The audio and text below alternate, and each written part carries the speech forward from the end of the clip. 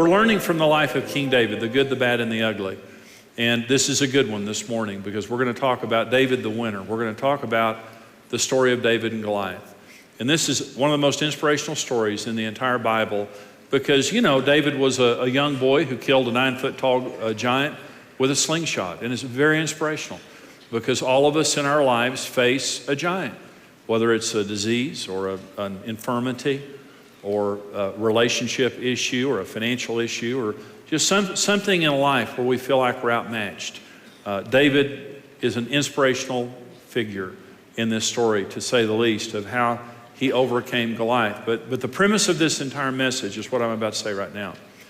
David killed Goliath not because of how he fought, but how he thought. Any soldier in Israel could have done what David did because there was really nothing that remarkable about it. He threw a rock out of a slingshot toward a giant. Anyone could have done the same thing if they would have been thinking like David thought. But here's the interesting thing.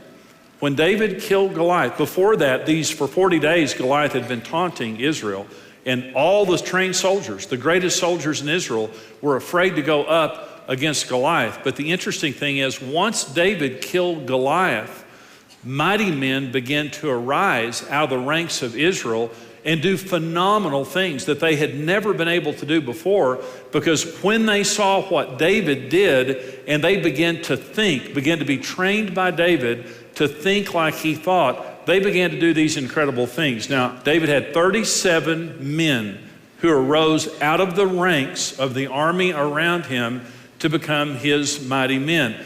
And they just did these incredible things. Let me just give you a few examples of what David's mighty men did. In 2 Samuel 23:8, one of his mighty men was called Adino the Eznite. Adino the Eznite killed 800 men at one time in one battle. One man killed 800 men with a sword. They didn't have guns. They didn't have machine guns. They didn't have weapons of mass destruction. Adino was a weapon of mass destruction. It would be hard to kill 800 men with a handgun. I know because I tried it once. And no, I didn't. But think about it. I mean, killing 800 people with any conventional sense, I mean, it would take a while and it would be tough. He did it with a sword. Adino the Eznite. The most feared words in Israel were, Adino doesn't like you. There was another man named Abishai, 2 Samuel 23:18. Abishai killed, these are one of David's mighty men, he killed 300 men with a spear at one time in one battle. Again, it's remarkable. 2 Samuel 23, verses 20 and 21, Benaiah is another one of David's mighty men, just an incredible person. It says he killed 2 lion-like heroes of Moab, 2 men who were lion-like, killed them at the same time. And then it says he went down and killed a lion in a pit on a snowy day. Now, so, a friend of his calls him up and says, hey, Benaiah, you want to go kill lions? He said, I kill lions all the time. That's boring. We're going to kill them in a pit. I've done that before too, while it's snowing. Sounds like fun. Let's go.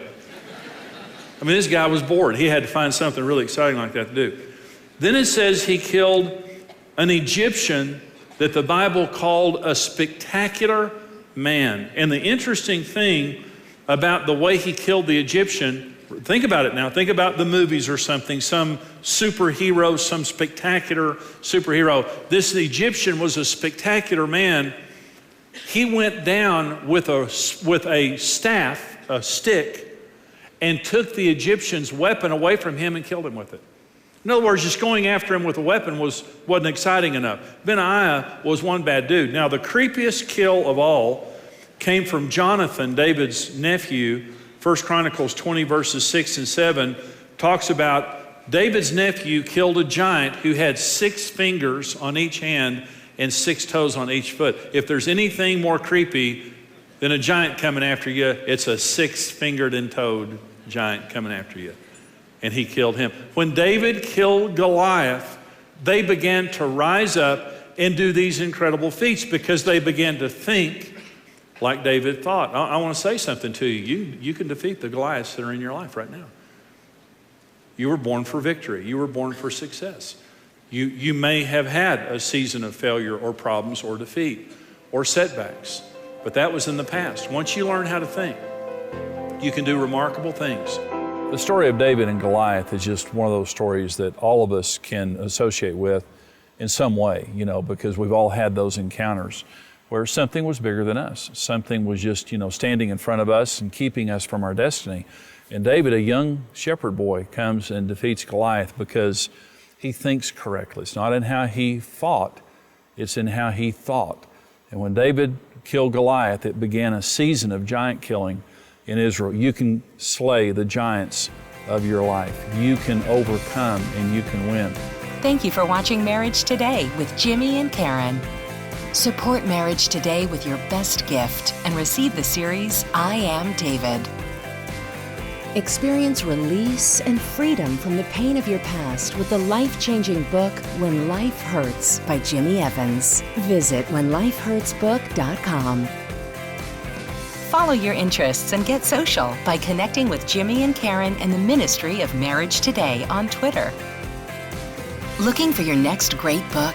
Start reading instantly with Marriage Today's ebooks, now available online.